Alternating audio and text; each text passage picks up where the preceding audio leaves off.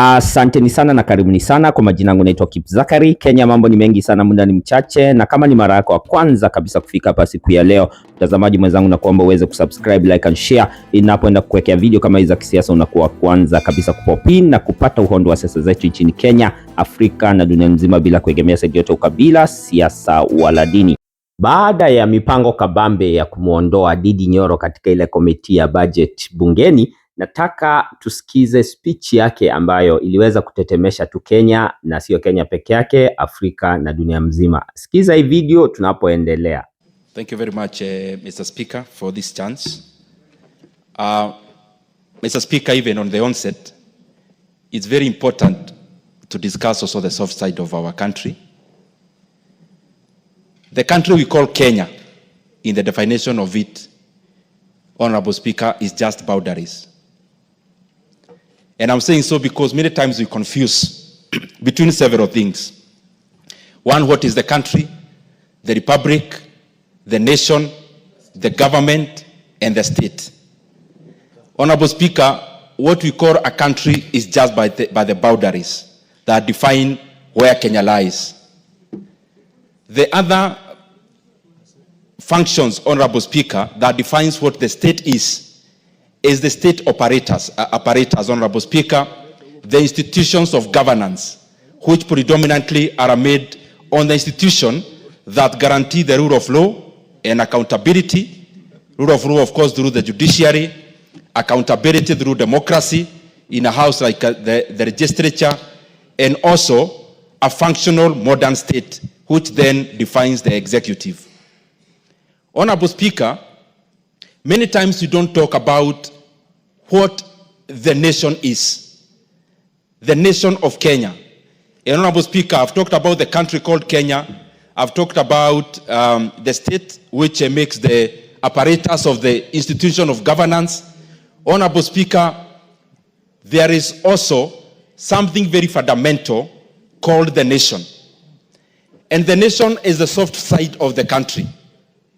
And Honorable Speaker, many times, even economically speaking, many countries actually progress when they have been able to align their culture. And Honorable Speaker, many times we confuse the culture and the language.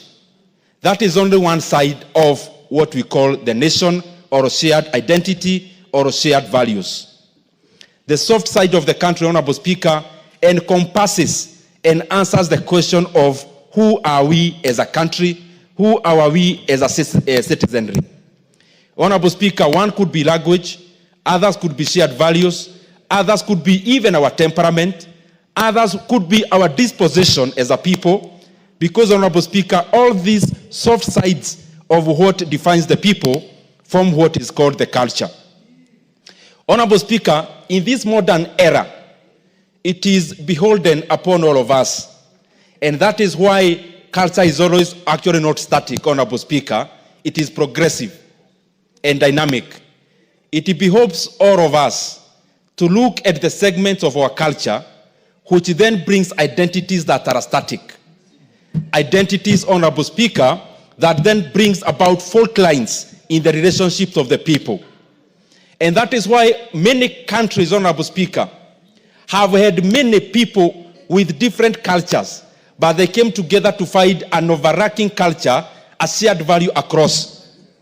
That is why a country like Switzerland is actually more fragmented in terms of ethnicities than Kenya. But when you look at it, it is more cohesive. A country like Tanzania, Honorable Speaker, is more fragmented in terms of ethnicities. But when you go to Arusha or Dar es Salaam, and you ask anyone which tribe you come from, the first thing they ask you is, are you Kenyan?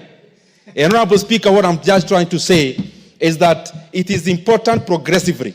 It may not happen very suddenly. Progressively, that for a country to actually thrive economically, they have to pull in one direction. And for a people to pull in one direction, they have to be the same people. That homogeneity of the people, Honorable Speaker, comes about by coming up with a culture that overacts and a culture that is shared across all people. People could be speaking different languages. People could be different even in their appearance, Honorable Speaker, but it is important even for a country to thrive, that we pull in one direction. And for us to pull in one direction, we first of all have to deal with the fault lines. We have to deal, Honorable Speaker, with things that divide us and find an overarching culture and shared values that bring us together as a people. And upon that, Honorable Speaker, the beauty is that we always have a chance. As a country, we have a chance. As a continent, we have a chance, Honorable Speaker, so that we can define ourselves, Honorable Speaker, through an overarching identity, and an identity that which is not static, but which is fluid. Honorable Speaker, most of the static identities are the ones that pull people apart. For example, when you are born in a different, speaking in a different language, Honorable Speaker, many times, therefore, in that particular ethnicity you come from, you may never be able to change it in your lifetime. But, Honorable Speaker, also, another static identity that we always have to live with, Honorable Speaker, many times it comes as religion. Honorable Speaker, there are also other fundamentally static identities. But the current era, the modern age of nation building, Honorable Speaker, departs from those static identities and chaperones and comes up, Honorable Speaker, with a fluid identity where people can cross over. In the identities that are static, you can't cross over. But in a fluid identity that brings people together, it becomes a big bus where anyone can get in, Honorable Speaker, and it becomes an identity where anyone can cross over, Honorable Speaker, and feel they belong. And I believe that is what we must do as the leadership of our country, as the leadership of our continent, because I believe together as a continent, we are one people. We just have to fight that one commonality, because together, and especially as Africa, we are one people, Honorable Speaker. We must act as one people. We must pull in one direction so that our continent can actually have better days ahead. And even the same should percolate to the individual states, to the individual nations, Honorable Speaker, to the individual countries, so that we continue building a cohesive society. I thank you, Honorable Speaker.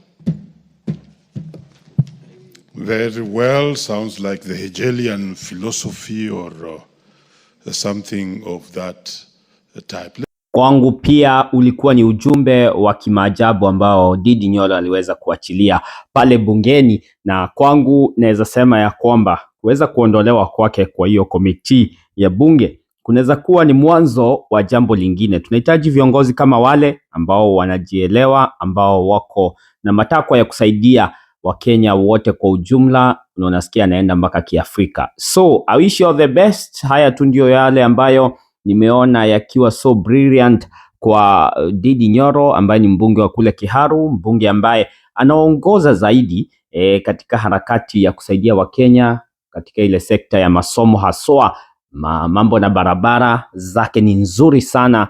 Baadhi ni zile za kukorogewa, tembea kule utajionea. Mambo na mashule, hospital zake kule level 5 zimejengwa vizuri sana. So I wish you the best. May God bless you so much. Asanteni sana na karibuni sana. Kwa majina yangu naitwa Zachary. Kenya mambo ni mengi sana, muda ni mchache, na kama ni mara yako ya kwanza kabisa kufika hapa siku ya leo, mtazamaji mwenzangu, na kuomba uweze kusubscribe, like and share. Inapoenda kuwekea video kama hizi za kisiasa, unakuwa kwanza kabisa kupopin na kupata uhondo wa siasa zetu nchini Kenya, Afrika na dunia nzima, bila kuegemea side yote, ukabila, siasa wala dini.